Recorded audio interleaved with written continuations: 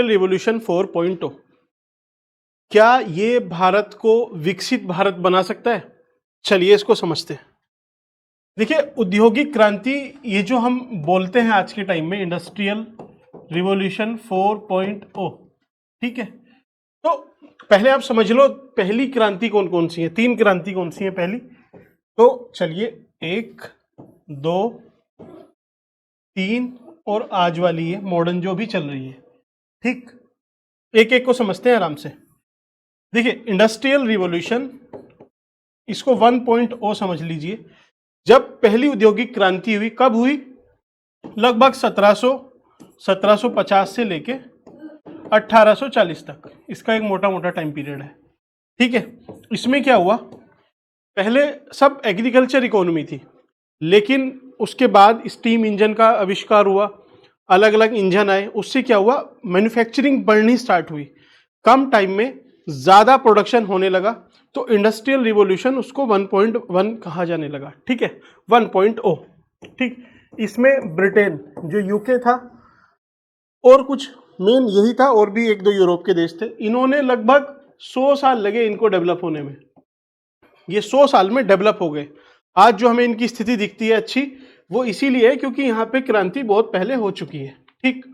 दूसरे, ये जो IR 2.0 है, इसमें क्या हुआ, ये लगभग इसका टाइम पीरियड 1860 से लगा लो आप 1914, मतलब फर्स्ट वर्ल्ड वॉर से पहले पहले, ठीक। इसमें क्या हुआ, जो स्टेट जैसे United state of America, USA, Germany, Japan भी आप इसमें ले सकते हैं, USA, जर्मनी, जापान, ये जो रिवॉल्यूशन था ये इंस्पायर्ड था इलेक्ट्रिसिटी से, ठीक। पहला भाप से, दूसरा बिजली, और भी उपकरण थे, लेकिन मेनली आप इसको बिजली से देखना कि बिजली का आविष्कार हुआ, जेम्स वॉट वगैरह ये सब आए। तो उससे क्या हुआ, जो प्रोडक्शन कम टाइम में ज़्यादा हो रहा था, तो वो तो हुआ ही, ज़्यादा प्रोडक्शन हुआ, लेकिन साथ ही साथ इसमें क्या हुआ, आपकी कॉस्ट कम आनी स्टार्ट हो गई।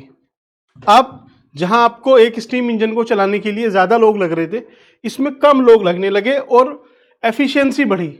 इस वजह से अमेरिका आज आप देखते हो डेवलप है, जर्मनी भी अच्छा है, जापान भी है। तो ये सब IR 2.0 से डेवलप हुए। कितना टाइम लगा इसको डेवलप होने में? लगभग 50 साल आप जोड़ सकते हो मोटा मोटा, ठीक है, 50 से 60 साल, ठीक है।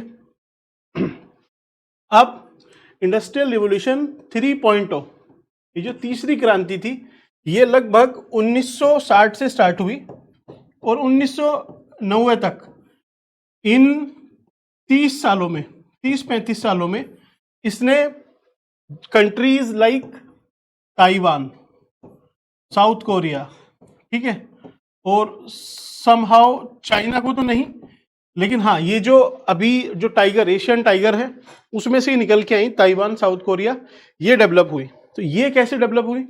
इनका मेन फंडा यही था कि ठीक है, इलेक्ट्रिसिटी और ये सब तो हो चुका है, चिप, माइक्रो प्रोसेसर, ठीक, इंटरनेट,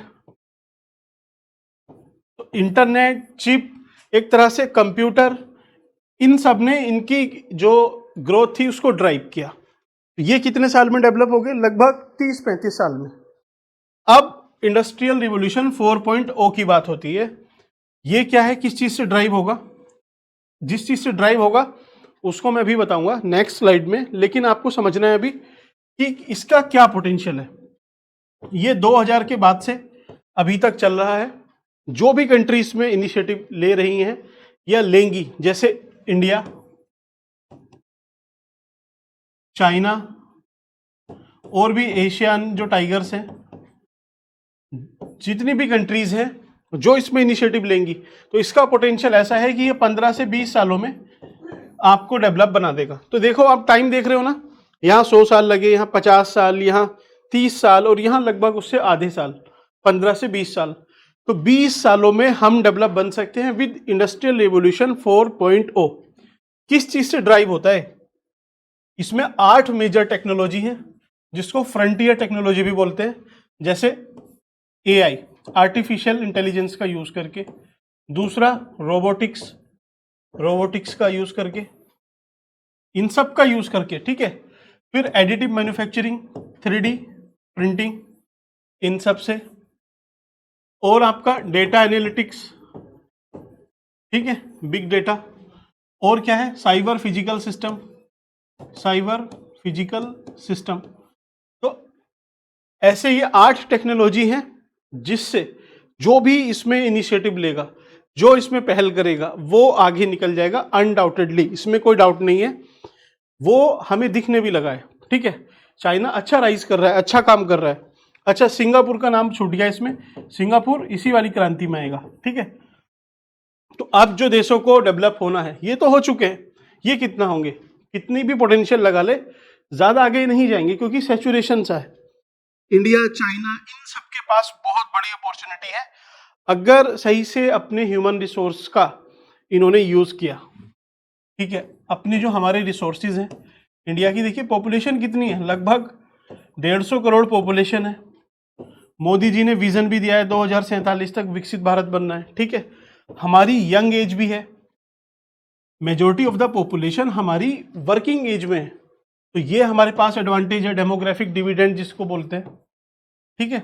विजन भी है सरकार का, और लोगों की एस्पिरेशन भी बढ़ रही है, ठीक है। लोगों की एस्पिरेशन भी बढ़ रही है, लोग दुबई जाना चाहते हैं, वो जाना चाहते हैं यूएसए, ब्रिटेन। आपको मिडिल ईस्ट में कौन जाना चाहता है, नहीं जाना चाहते लोग। जो अनस्किल्ड हैं वो फिर भी चले जाएं, लेकिन लोग जापान, यूरोप, ट्रिप भी देखो आप, यूरोप का ट्रिप करने जा रहे हैं, दुबई जा रहे हैं, ठीक है। आपका यूएसए जाने के लिए वो लोग बोलते हैं। तो एक तरह से जो मिलियनर्स हैं हमारे, वो तो परमानेंटली शिफ्ट हो रहे हैं, लेकिन जो एक एस्पिरेशन हमारी जागी है लोगों की, वो अगर कंबाइंड हो जाए विद वर्क और करप्शन कम हो जाए, तो आराम से डेवलप हो सकते हैं। इस इंडस्ट्रियल रिवॉल्यूशन 4.0 का इतना पोटेंशियल है। तो ये मुझे समझाना था आपको एक न्यूज़ के कंटेक्स्ट में। अभी मिनिस्ट्री ऑफ हैवी इंडस्ट्रीज ने ना सामर्थ्य उद्योग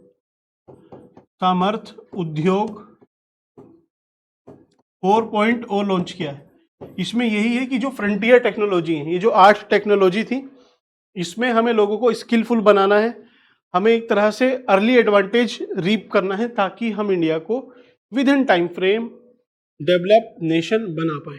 तो आपको क्या लगता है कि इंडिया बन पाएगा या नहीं, आप बता सकते हैं। Thank you.